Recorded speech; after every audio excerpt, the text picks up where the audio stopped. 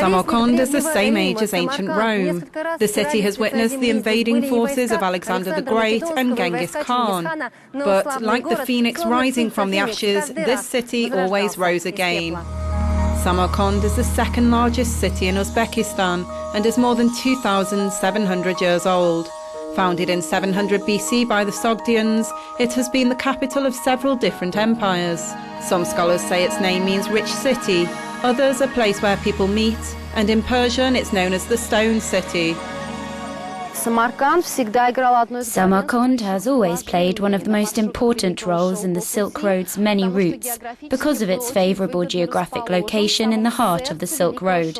It has traditionally been a crossing point for the East and the West. The first merchants from China appeared in Samarkand around the 2nd century BC. They were particularly interested in local horses. For centuries, the Samarkand markets were among the most famous markets on the Silk Road. There was a special market for silk tissue, another for coloured tissue. In fact, we're speaking not just about simple markets, but about very large wholesale markets. The trade infrastructure here in Samarkand was probably better developed than anywhere else on the Silk Road, and that's why various rulers in different eras chose our city as their empire's capital. The most famous ruler to proclaim Samarkand as the capital of his mighty empire was the great Timur. He hired the best architects and engineers, intending to create the most beautiful capital in the world. Legends about this fairy tale city spread from Europe to China. Masters from the Timur era, as well as the ruins of his summer residence in Shahrizabs, 80 kilometers from Samarkand, are UNESCO World Heritage listed sites. Timur liked to repeat one particular phrase: "One can see the might of my empire by looking at the buildings I create."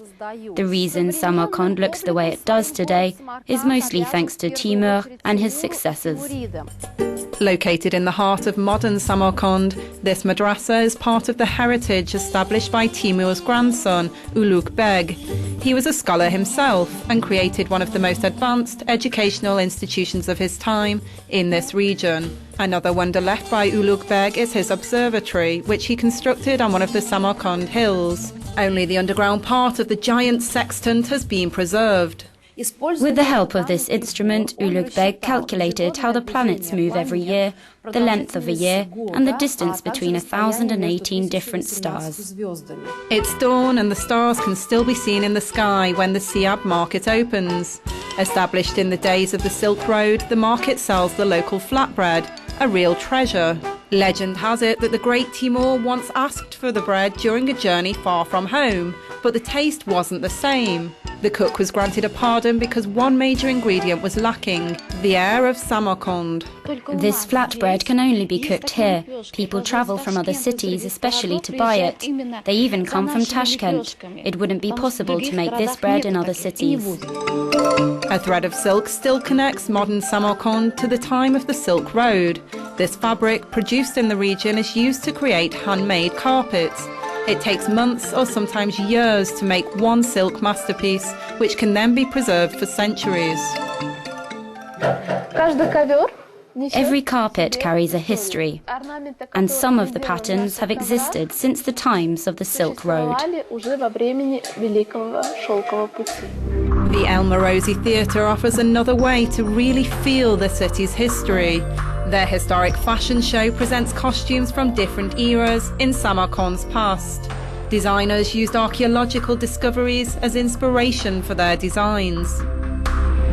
These kinds of dresses appeared here in the 5th century, and the mystery of the costumes from Samarkand's past have been revealed thanks to frescoes. In our next story, we'll discover the secrets of blacksmiths in Bukhara, some of which have been kept for centuries.